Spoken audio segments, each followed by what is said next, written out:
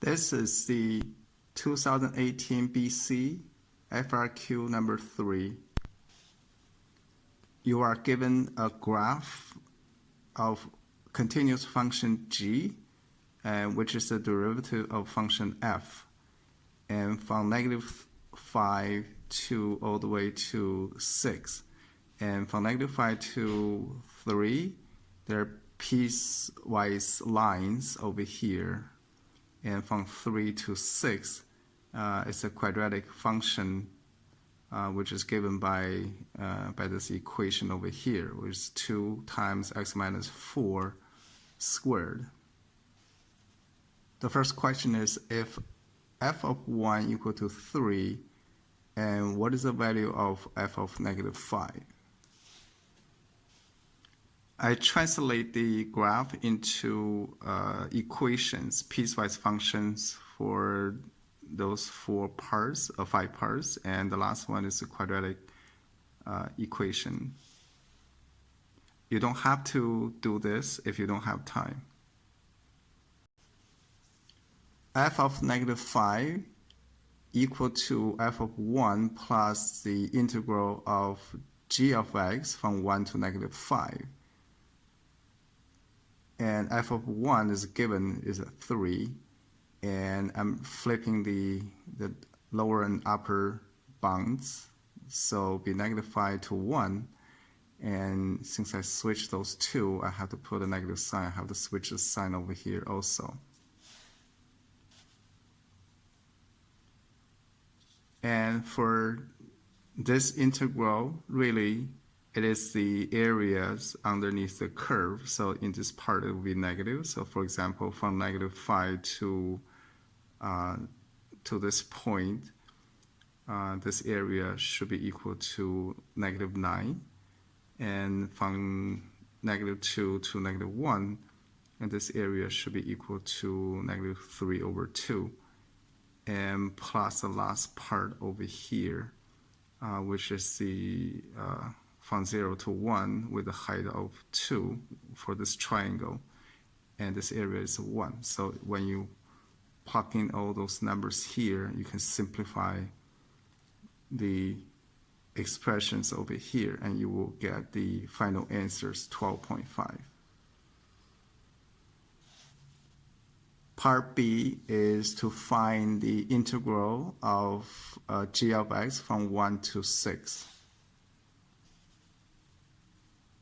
Okay, from the graphs I can see from 1 to 6 basically is from here and this area plus the area underneath the quadratic curve. So you separate them from 1 to 3, which is the height is just 2, and plus from 3 to 6, and the function g of x is just a quadratic equation right here. And when you integrate this one and this one, add them together, you will get the answer 10. Part C is for the interval -5 less than x less than 6. On what open intervals, if any, is the function f both increasing and concave up? So you have to give a reason to your answer. So I translated the question into a symbol. So f goes up and concave up. In this case, f has to be greater than 0 for the f to be increasing. Concave up, the function has to be, the double prime of f has to be greater than 0. The f prime should equal to g of x greater than 0. So we can go back to the graph to see where is the g of x greater than 0. Okay, it's from here. Okay, so this is g of x, right? So this part is positive or non-negative in a sense. So over here, you don't have anything positive. That means the domain for this one is between 0 and 6. The second part is the f double prime, which is g prime greater than 0. And that also means it's a derivative of that graph. Let's go back to the graph again. The derivative of this graph is positive. That means the function has to be increasing. So the yellow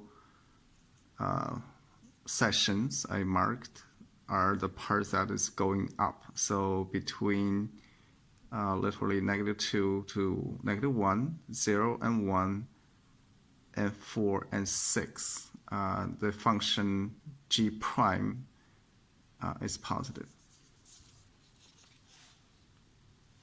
Okay, in the end, f prime and f double prime has to be, both of them have to be positive. So you combine those two domains, you can see it will be at 0, between 0, 1, union 4 and 6 for the intervals. The last question is find the x-coordinates of each point of the inflection of the graph of f and give you a reason why it is true. There are two conditions for the points to be inflection points. The first condition is the second derivative of f, in this case also equal to g prime, has to be equal to 0, or f prime, g prime does not exist. That's the first condition. The second condition is that the signs has to change before and after you pass that point. Okay, let's find out where g prime equal to 0. Where are those points?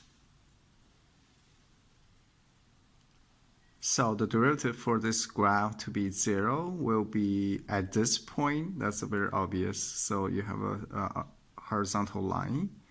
And also at this segment over here, here, and here. Okay, now the trouble for the second problem is, the second condition is that only at this point, the derivative of this curve will be changing sign from negative. The slope is going this way is a negative. When you, at this point, the slope will be horizontal, will be 0. And when the slope will be coming this way, will be positive. So the slope changes signs, or the second derivative changes signs after this point.